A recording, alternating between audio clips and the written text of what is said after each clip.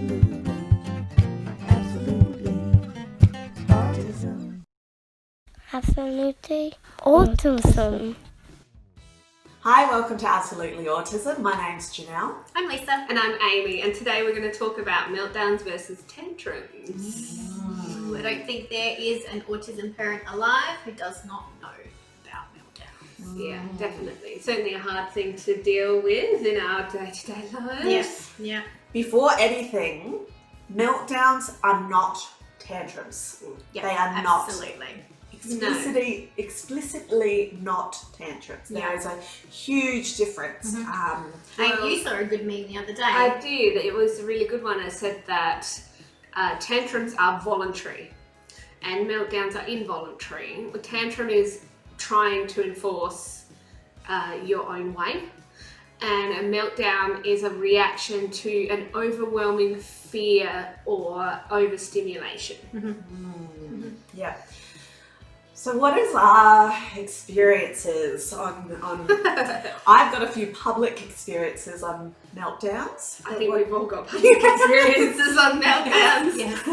Yeah, absolutely. I'd like to know, like, what's your perspective, what other people's perspectives are as well, like, you know. I feel like with a meltdown, there's almost like 4 stages to a meltdown. Yeah. There's like, what can trigger a meltdown. Then there's maybe what you can do to prevent it, if possible. Then it's the meltdown itself, and then it's recovery of the meltdown as well. So you sort of... The recovery for him and for us. And for us, yes. Yes. Yes, definitely, yes. Well, we've had some pretty big meltdowns in public, which has not been fun to deal with, and it's, you know, you manage it the best you can, and it's quite hard while you're in it, and then afterwards it's fun trying to recoup yourself and them. I can remember one we had, and we were out the front of a shop because I had managed to get him out the front of the shop before it happened.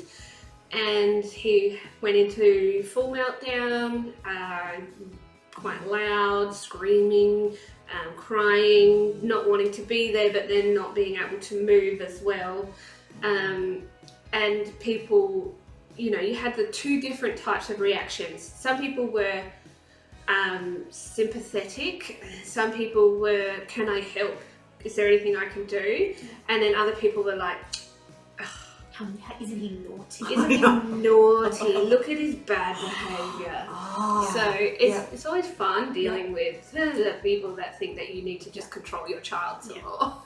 What would you girls say that you need the most in that situation? Space. Yeah, just leave me alone. Just space. I mean, if you see that I'm truly struggling, I think I would appreciate someone saying, "Do you need a hand?" Yeah. And I'll say, you know, yes please, or no thank you, and then walk away. But other than that, just let me deal with it. Yeah. I know how to deal with it. Yeah. Well, you The know last your thing a child wants in that situation is to have a stranger close by anyway. Yeah. So that's going to only make it worse. And you know your child better than anyone. Yeah. And you know what's going to help them when you're going through that, to be able to come through the other side, and having people enforcing their will is not good. I know, and I've had so many parents actually speak directly to my child, and it's like, hang on a second. Yeah, he's not in any frame of mind to manage your comments now. How do you, and I'm gonna Socially, under normal circumstances, that can be overwhelming for our children. Exactly. and I just don't understand, and this is probably just some advice for those that don't know how to deal with these situations.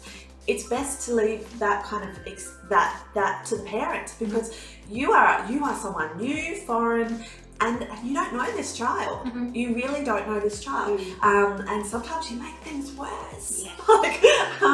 And so this is more for those that don't know how to experience how to deal with meltdowns. And there's a lot of people out there that don't, and that's... Well, it's generally just taken as a tantrum. Yes. Yeah.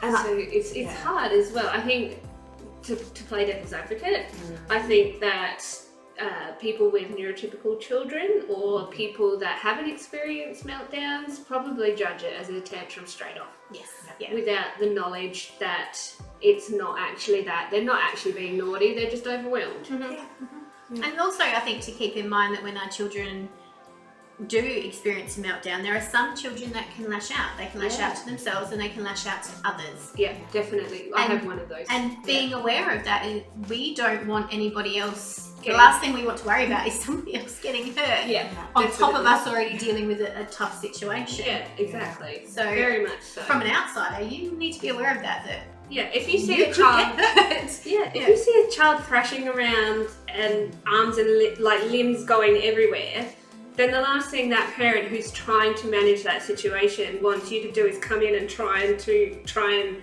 corral the child, because then that's just going to exacerbate. It's just going to be more, and it's not fun. Yeah. So if you feel like you need to do anything when you see that in public, offer assistance to the parent, and then whatever they say, accept that and move away. Yeah. Don't stand and stare. Yeah. Don't roll your eyes. Don't.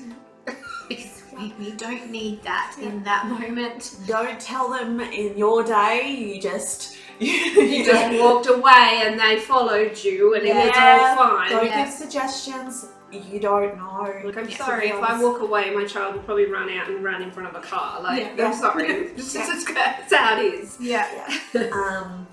And look, don't be offended if we are abrupt with you going, we're okay. We're okay, because for us too, we have already got... We've gone into that zone ourselves. Yeah, exactly. Our focus is our children. Yeah. And right managing that situation. Yeah. And we said you go on autopilot. You do. You know what to do. You know the things you have to put into place. Yeah. And you just can get into that mindset, right? This is what I have to do. Yeah. I need to get to this space. If we can't get to this space, then we're going to manage it here and I need you to go away. Yeah. Yeah. So I guess, first of all, triggers. Yeah.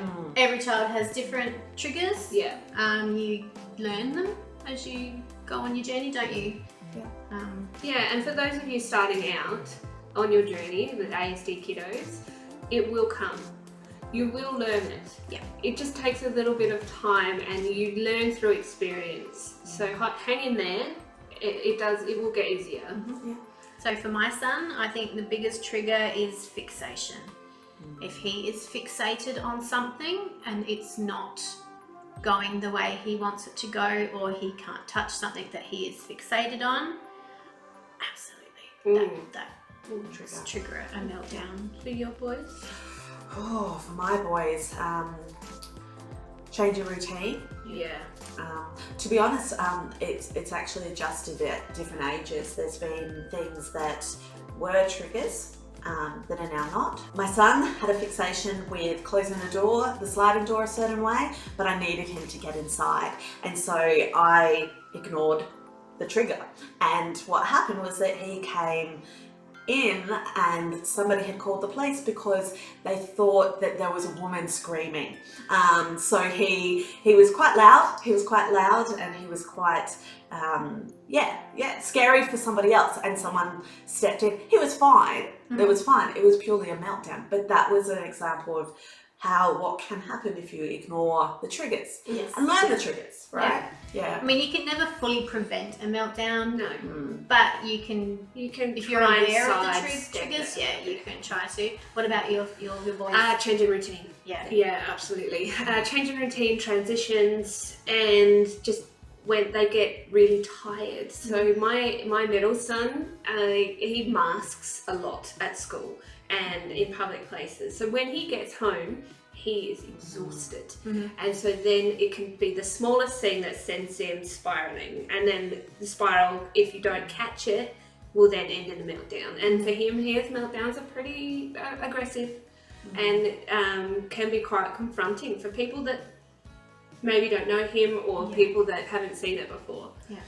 So following on from that I was going to say something along those lines, is that sometimes meltdowns can be delayed. Oh yeah. So and for school is a perfect example, or if you're out in a situation, our children sometimes have the ability to hold that in. Yeah. And then the meltdown comes at home. in the safe space. Yeah, it took me a while when my son was younger to realise that, because we'd be at home and all of a sudden there'd be a meltdown and I couldn't figure out what had triggered it within the home, and then I realised, no, you've actually held this in. Oh, for sure. And yeah, and also on the flip side, I've noticed that meltdowns can come from having too good a time. Yeah, oh yeah, As well. we've had that. A bit of an overwhelming, we've had a really great day, lots of fun, we've been out doing good things, and then in the car home, Yeah. there's a meltdown. It's like when you've been out all day and then you know that it's going to end, and you sort of get that bit of disappointment and that bit of, I don't want it to end, it's ending. And we deal with that and we process that emotion. But for them, it's hard to do that really immediate hard. regulation. It's hard to regulate. Yeah. And I know we had my son's birthday and he had a laser tag and it was awesome and it was like loud and everything. And then he came home and he had like the biggest meltdown that we have seen in a very long time, because he just couldn't process the fact that it was over and that he'd had such a great time and there was no more of that, and that this birthday party he'd been looking forward to for so long was all finished, was all wrapped up. Yeah.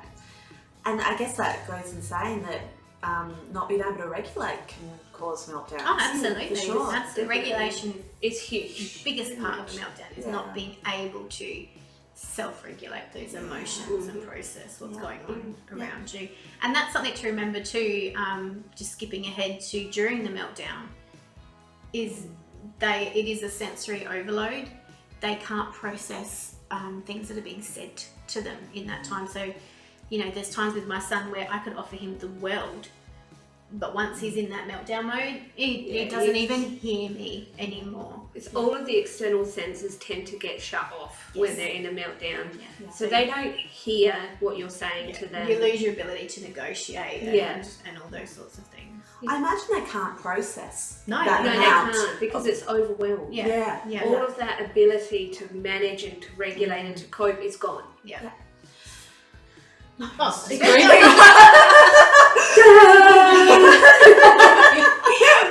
I was going to say. So forgot what I was going to say. what things do you guys do to help prevent meltdowns if you can? Now, once you've recognised triggers, what are some steps you take to sort of help? Routine. Yeah. Try and make sure if there's going to be a change in routine that we talk about it. And if it's a late notice, I just know to make sure there's like sensory things in the car or a special treat or something like that sort of softens the blow a little bit, because that thing that they were expecting is not going to happen. It's a bit of a diversion. Sidestepping. Yeah. Try and prevent that and work with that a little bit. Yeah. I definitely introduce different things like technology, or I introduce give them a time frame, which is another video we talk about, is technology, and we are all in agreement that technology is quite useful, and we've got some great tips on how to use technology for self-regulation and meltdowns. So that's one aspect I would say that I use. But the time, giving time to do, because transitions are an issue, so giving the time to finish what they're doing so that they can regulate or move on from that. Because that's time to process. It's not always possible because time is limited, and you can only give so much time. But generally I'll say, first you can do said activity and then we're going to do this activity. So it's in his brain and it's going, okay, I will finish this first. And he needs to I always get this word wrong,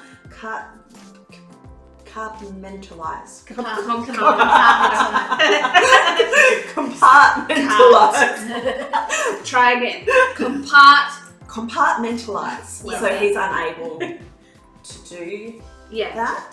It's certainly a skill. I do. It's similar with my son. If we're having a day that's not a typical day, like not a school day where the routine's very predictable, so we're having an unpredictable day, I do tend to tell him roughly what we're doing through that day. We're going to go here, then we're doing this, then you're going here, then this, and I sort of repeat that throughout the day, so that as one situation ends, it's like, right, now we're doing this. And I sort of noticed that he then starts to do that as well through the day. Like like a mental checklist in his head. Yeah. Right, okay, well, we've done speech, and he'll say to me, now shopping, then nanas. So he, It's and really it helps him to process. There's a really good app for that. Yeah. It's a then and now scheduler. Yeah. Scheduler, and you can set it, and you can input your own pictures and all of that sort of stuff. So Younger, when they're younger, absolutely, it's that would awesome. have But been even when they're older, and they can flick through and just scan through and Yeah. see what is happening, or they can look at it as a daily timetable, which says like in the scheduled time how it happens. And that can be visual as well. It's a visual schedule, and it's awesome because you can go in and just change it. Yeah. Visuals are great. Visuals are just great. Oh, Everything. visuals are awesome. Yeah. Big And we'll add the applications. link below for that app. Yeah. So if you need, that for your own child. Yeah. I think also just quickly with fixations, because that can be a huge trigger for meltdowns. Yeah. If you know what your child's fixations are, we will tend to either avoid them if we can. Like my son loves technology and electronics and things like that. So if we're going somewhere that's full of lots of TVs, I know he's going to be fixated in JB Hi-Fi. So I know that leaving JB Hi-Fi is not going to be ideal. So we will either not go to JB Hi-Fi, Or we need a 24-hour. or we pack a bag and get ourselves comfortable. Or I have something to offer To almost bribe him out. Like, okay, like he loves to go to his grandparents' house and his great-grandparents' house. So if I know we're doing something like that, where we're taking him somewhere where there is a trigger, it's like, right, well, we're going now, but we're going to Nana's, or we're going to see Nanny, and to him, he will instantly shift that fixation will shift. Yeah. So. We do the same. Like we'll use McDonald's and stuff like that. Like, Yeah. hey, let's go and get an ice cream, or hey, let's go and get a frozen drink, or something, anything to get out of here. And funny enough, they switch really quickly with really ice cream. quickly. Mine does. I do Mine know. do as well. Like, oh, Unfortunately, Lisa tends to not have that option. She's not very food orientated. No. Can't bribe with food. No. You can bribe me with food. Not my son. Yes. So we want you guys to feel like a meltdown isn't a tantrum. We want you to know that you're not alone. Yeah. I want you to feel empowered that it's not your fault. Yeah. It's nothing that you have done, and it's not that you are a poor parent. No, absolutely not. And that it is just something that just comes along with having ASD kiddos. And if that does happen to you, and you are out somewhere, and you need, to non-verbally show someone that you're doing the best you can, we have made, I don't know if you can see that very well, we have made little cards that say, my child has autism spectrum disorder. We are doing the best we can. Thank you for understanding. And then it just has our little logo on it, and it has like a link to our YouTube videos and that. And if your child is having a meltdown and it's gotten to the point where you don't feel like talking to anyone, you can just hand them one of these. Yeah. And we'll explain it to them. And if they're being difficult, send them to us. We'll straighten them out. Yeah, absolutely. And people can be difficult. Yeah. They can be. And so you are the best advocate for your children. You are the best advocate for all our children. So, Yeah. educate people. If you would like some of these, if you could private message us, and we can send you some out in the post so that you have a few in your purse or in your wallet or wherever. Free of charge. Free of charge. Free of charge. We want to empower you to be able to manage things as best you can, and to try and make sure that life goes on as best as possible. So let us know and we'll send some out. Yeah. So, your child has reached the point of a meltdown. Everything that you've tried to prevent it hasn't worked, and the meltdown has occurred. It happens. What do you do?